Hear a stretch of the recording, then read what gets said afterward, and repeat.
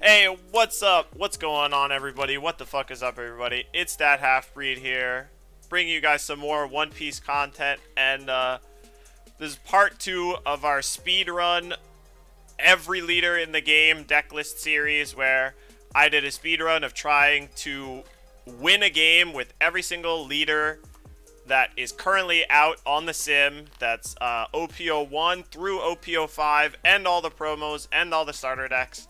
It took us just short of 12 hours, 11 minutes, 49 seconds. So hopefully some of these deck lists will be interesting to use. Hopefully you'll be inspired to maybe try a speedrun of your own sometime. And yeah, I just wanted to try some more leaders and show you guys some cool deck lists along the way. So part 2 here is all the green decks, and we're going to start with Kazuki Oden, OPO1 leader that got kind of forgotten and left behind on the wayside. But a lot of the Wano cards, of course, starting to pick up on popularity now that they previewed the yellow-green Wano Oden leader that has double attack. But I think this deck is actually quite strong, and it's feeling more and more to be like one of the stronger green decks out right now. I originally thought that Kuro was like the main green deck that would be played, but I do think this deck has its upsides as well. And I'm kind of sad that the new Yamato leader does not say it's also a Kazuki Oden name, because I came away from playing with this deck that Kinemon, the two cards that are Oden specific, actually feel really strong. Both Kinemon and Denjiro feel like really strong characters when you can activate them. Kinemon it puts a 3-drop out for free, and whenever you attack with it, you get to restand your 3-drops as well. Your 9 scabbards. It's not that much. Unfortunately, it's just Okiku, Raizo, and Cat Viper, really, that you're going to be playing with Kinemon, but still, getting multiple rest effects with Okiku off of Kinemon, or getting 2 draw cards off of Raizo with Kinemon was really strong. And it just turns out that every deck should be a 10-drop Doflamingo deck. That's what I learned. Or every green deck should just play 10-drop Doflamingo. It's just so huge. It forces them to have a red rock. Since the game is so much about big bombs, every deck needs its own, and Wano doesn't really have a big bomb right now, so you kind of just have to play 10-drop Doflamingo. But still, this deck allows you to get a lot of early pressure, and then like capitalize on that pressure by using the Oden leader ability for more Dawn. And especially on turns where you get to like play 10-drop Doffy and then discard a card and like still hold up Punk Gibson, or still attack with your Denjiro and unrest 2 more Dawn so that you have 3 Dawn active.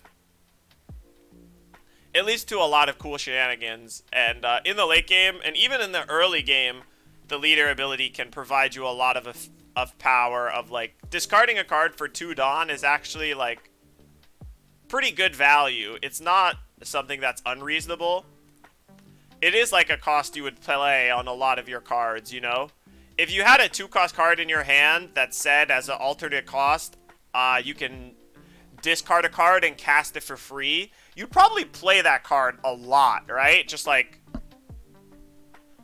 here's my 2-3 value card, or my 2-4 or 3-5, and all I have to do is discard a card and it's free. Really strong effect. And yeah, up until like Film Uta comes out, or we get the OPO6, we get more Wano cards.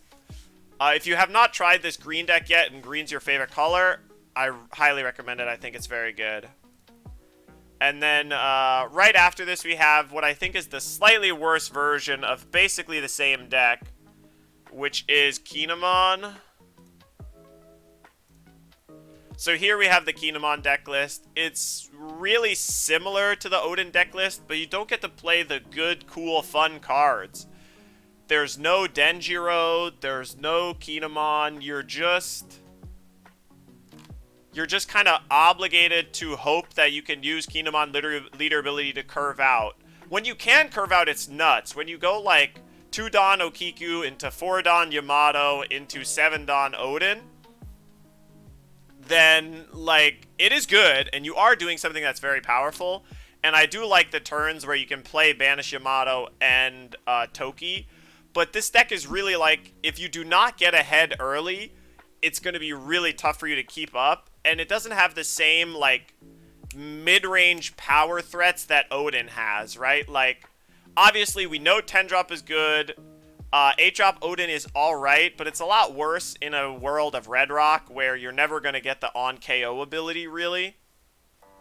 But those, like, middle costing threats, the, like, 5, 6, 7 cost threats, are what this deck is kind of lacking and what Oden does have, where you have access to Denjiro as a 5/7, you have access to Kinemon as a 6-drop that provides you value, right? So you need to have your early game line up, or it's going to be really tough. You need to get ahead and stay ahead with this deck. It's still fine. I don't know, but it's just like barely not meme deck status to me. But still, you know, if you if you bought your Banish Yamatos and you want to play them somewhere, this is still a good place to play them until the new leader comes out. Okay, so here we come to a great deck for beginners, and this is actually the first deck that I ever built for my girlfriend to teach her how to play, because it's very straightforward. You don't have to think about it too much. Of course, you know, you're playing vanilla Sanji, the Sanji, blue-green Sanji leader, and your deck is all about these vanillas, right? So there's not a lot of text reading. You just play vanillas and untap Dawn, and it's really fun. I enjoy this deck list a lot. It's really fun, and it's significantly more competitive than you might think. Obviously, sometimes you'll have trouble against red decks or whatever, but it's still just these giant beat sticks that you're playing for cheap. And when you have turns where you can, like, okay, I'm on my 8 Dawn turn or whatever, and I'm gonna play a Gecko Moria and a Mihawk, you know, or I'm on my 6 Dawn turn, and I'm gonna play a Crocodile and a Mocha in one turn for 6 Dawn. That stuff feels pretty strong. And then you got, like, this deck is really nice because it's literally just, it's vanillas, it's counter, and it's removal, and that's it. You're just playing vanillas, unresting Dawn, casting your Punk Gibson and your Love Love Beams to draw cards. Sanji's Peel-Off helps you gas back up as well, and you have a nice amount of threats out of your trigger, either to rest, draw a card, or remove. And you'll just be surprised at how much Dawn you're going to get back from this Sanji leader ability consistently just by playing a vanilla get 2 back, which is either lets you attack for 7 or, you know, to me the really fun turns are when you reach 10 you reach 10 Dawn and you're just like 6/8, 6/8. You just play 2 6/8s for 10 Dawn and your opponent's like, how do I deal with 2 8Ks? But I think it is, it's a fun deck. If you have a new player that's getting into the game, this is a really cheap and really fun deck to build them to get them into the game in an easy way. And it's great for that. And obviously, my girlfriend was a huge Sanji fan, so she liked this deck. So, big fan of the Sanji deck. Highly recommend it. And now we're getting to a deck that I thought would be better than it is, considering how well it appeared in OPO2. But now we're getting to Kuro. Green Kuro, East Blue Kuro. I do think this deck is good, and it definitely is true that it's like, in the current OPO3 meta we're in right now. Hey, year! Thanks so much for the sub. Black Buddha, one of the first subs to the channel, 5-month streak. I really appreciate it, Buddha. You make what I do here possible, and that's very kind of you. But yeah, Green Kuro. It's a deck that I was expecting to be better than it is, and it's kind of like fighting for contention for the best green deck in OPO3, but it's kind of like, you know, the unfortunate part is, and I'm a green lover, I love green decks, saying it's the best green deck right now, you know, Oh my god, dude. My brain is so bad. Sorry. Sometimes, I don't know why, but sometimes I feel like I just come up with out of context like I'm always trying to come up with a joke, but sometimes it just sounds super offensive. Dude, the joke I was gonna make is saying it's the best green deck is saying it's like the best white sprinter at the race. It's like, yeah, but we know that's not who's really winning, you know? It's like saying someone's the best white basketball player. It's like, okay, cool, but you know, then that's definitely what green feels like right now. So you're kind of like this forgotten child. This deck is not bad. You still have some like decent matchups. The matchup against Zoro and against Whitebeard and against Law all feels not bad, at least, because you have access to cards like Gin and Sham to rest cheap cards and kill them for free. Sham Butchie is a really strong combo, but I'll say it once, and I've said it on stream a million times, but Django is the most broken card in this deck. This Django card is so insanely good. Like, I cannot believe how good this card is every time I play it. It rests anything. Just anything straight up. Any character in the game, you can rest it with Django if you want to. It restands everything in your deck. It gives you a chance to restand every character in your deck, and even your leader. So it restands your leader too. So like every turn you play Django, it's just basically a 5-6 rush, and sometimes it's even better than that. Sometimes it's like a 5-8 rush, or a 5-10 rush, or like a 5-10 double attacking rush. So like, do not sleep on Django. Django's one of the best East Blue cards. This card is so insanely good. The restand is so much value.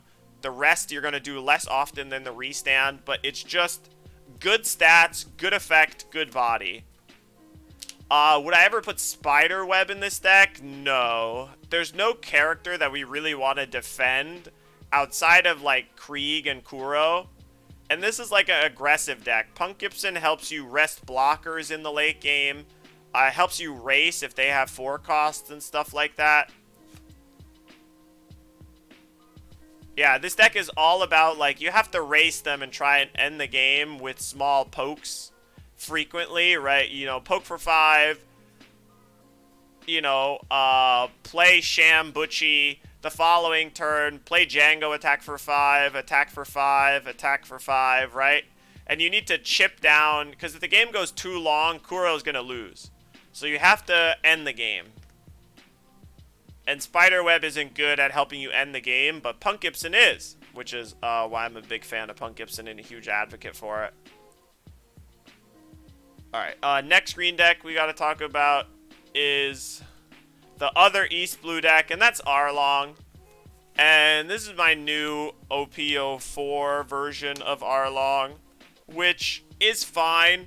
But the big thing for me is I just always wish that Arlong was worded in the way that Doflamingo is worded, Blue Doflamingo, rather than the way he is worded. Just like the inherent fact that Arlong makes you play characters from your hand, and Doflamingo lets you play characters from the top of your library, just means that, like, Doflamingo generates you card advantage. It basically draws you a card. And Arlong doesn't. Arlong doesn't draw you any cards. It just generates you Dawn, or mana, basically. As, like, you get to attack with power rather than using it to cast something. So the big problem with the deck is always that if you don't aggro them out early, if you don't have a good trigger to play out with your first attack, like a Cracker or a Perospero or a Sanji, then you just fall really far behind really quickly, and you really struggle with decks that have removal. But it certainly is the best 9-drop Yamato decks. Well, no, that's not true. It is a deck that uses 9-drop Yamato really well. 9-drop Yamato, incredibly powerful.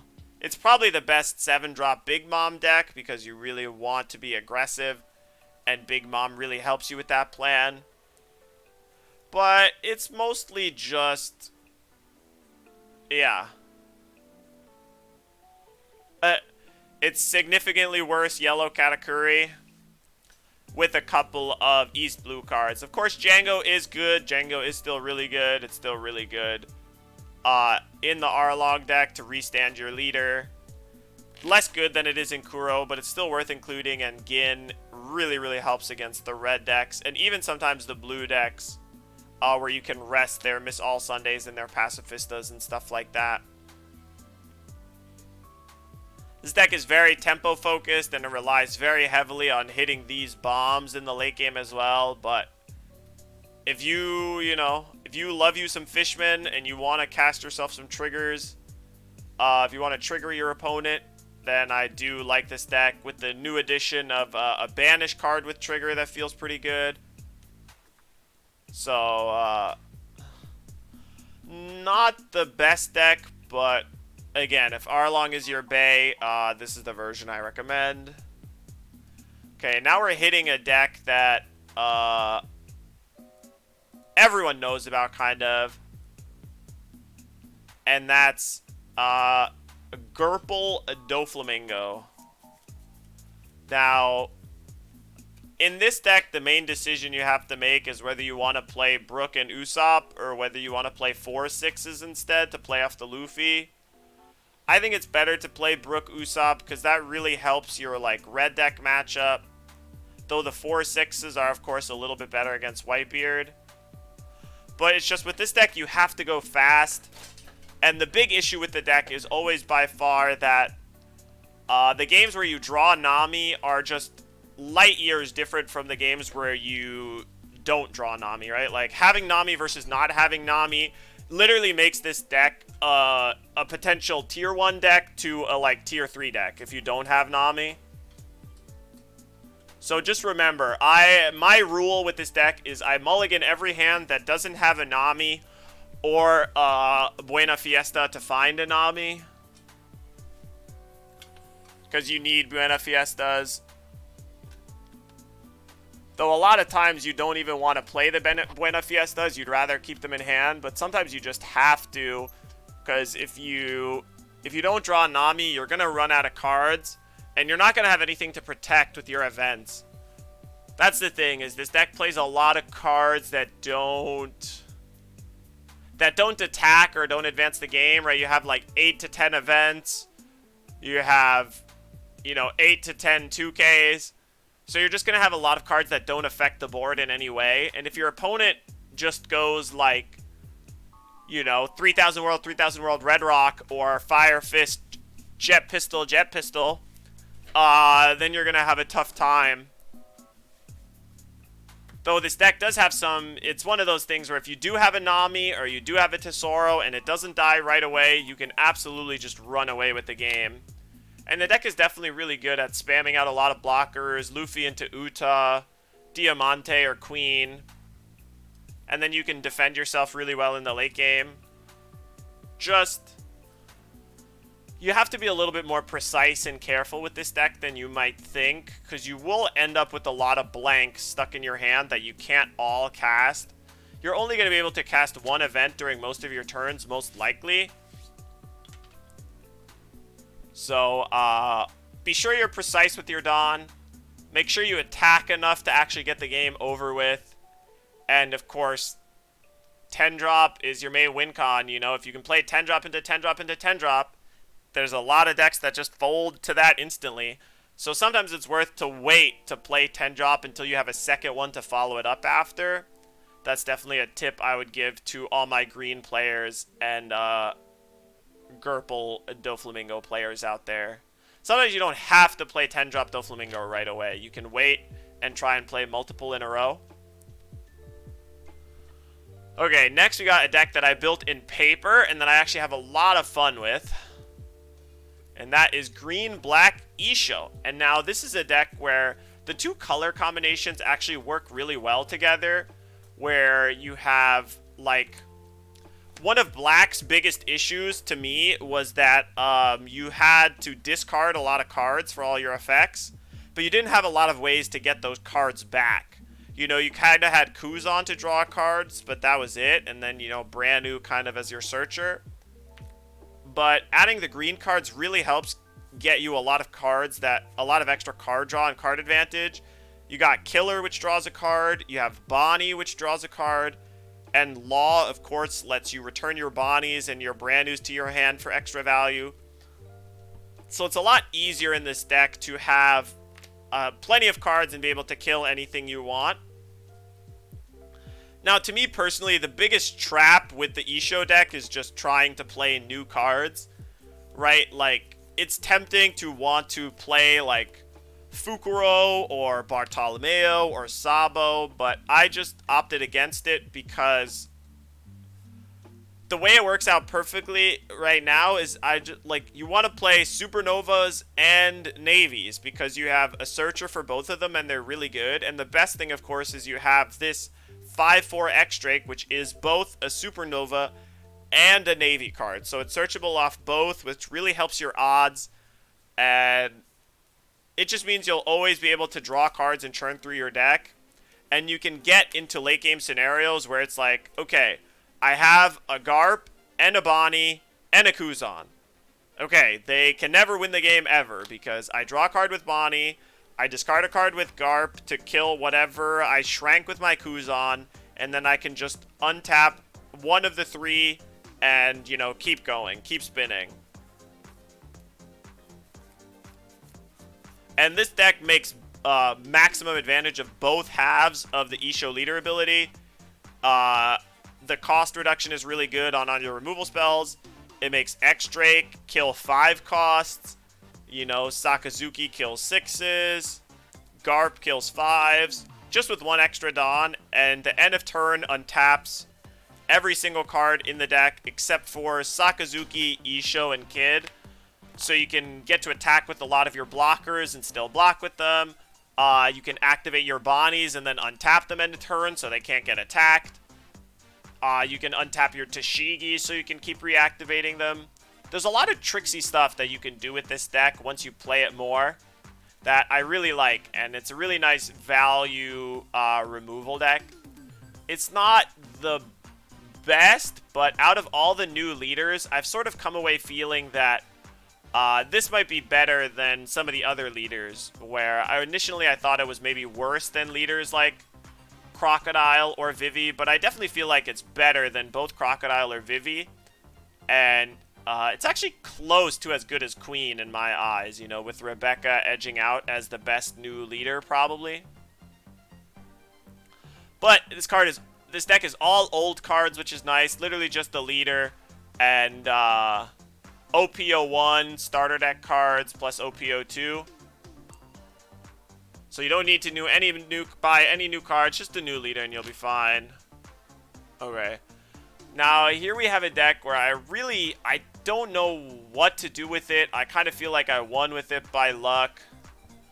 It's just kind of out there. This is kind of what I was playing as my Rosinante deck for now, where it's just Baby 5 and trying to make use of the Don Quixote family decks.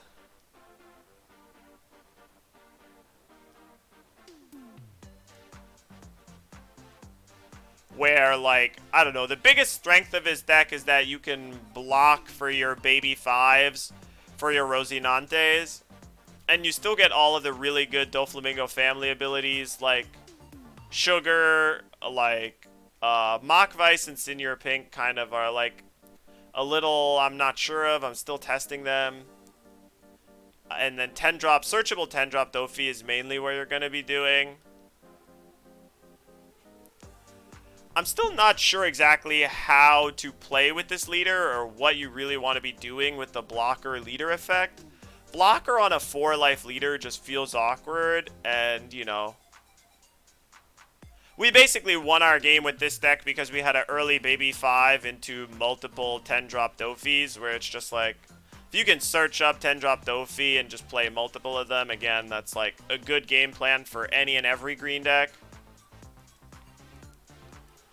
Alright, so I don't have too much more to say about Rosinante, unfortunately, but after that we got, a new type of Captain Kid deck. Now, I like this deck less than the Captain Kid control deck of old. But considering Red Rock exists now and Rebecca exists in Queen, you just can't really play 8-drop Control Kid anymore where you just try and ground them out into 8-drop.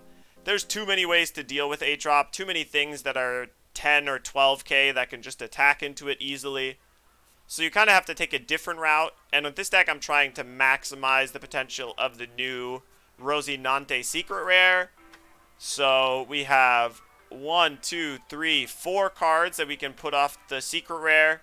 We can put down either Banish Yamato, we can put down Hawkins, Law, or X-Drake, and we have Searchers for all of them with Momo and Bonnie. Of course, Momo and Bonnie everybody knows from Kid decks of old. And this deck is definitely just trying to get to a Rosinante as fast as possible, just because of how much stats it puts out in one turn. You know, playing Rosinante into Hawkins is really strong, because if they attack into your Rosinante, you can just kill whatever killed your Rosinante with Hawkins next turn. You can play down Law to defend your Rosinante. You can, of course, play Yamato to try and pressure the Double Strike Banish and play blockers the following turn. It definitely feels like this deck is heavily reliant on drawing at least one Rosinante over the course of the game. And it's really unfortunate that it's not searchable at all. But it's still a huge power jump if you do manage to play it. And I think it's my favorite way to play Kid right now. But still feels a little underwhelming in the meta as a whole. You know, the green decks, as I was saying, it's like, yeah. Playing a green deck in the meta right now feels like, you know, I don't know. A white man trying to be the best sprinter basketball player. Gotta say the joke again. Sorry, I guess, you know, it isn't funny if I don't repeat it 10 times. But that's it for all the green decks, basically. In the next video, we'll be talking about all the blue decks that we went over and played. And certainly, I hope you enjoyed and you'll try out one of these decks. There's certainly some spicy lists in this episode. And I hope you guys are all, of course, excited for whatever new Wano cards come out in OPO 6. So definitely, you know, give the video a like. Follow the Twitch stream at twitch.tv/thathalfbreed. And hope you guys have a wonderful time. Alright. Peace.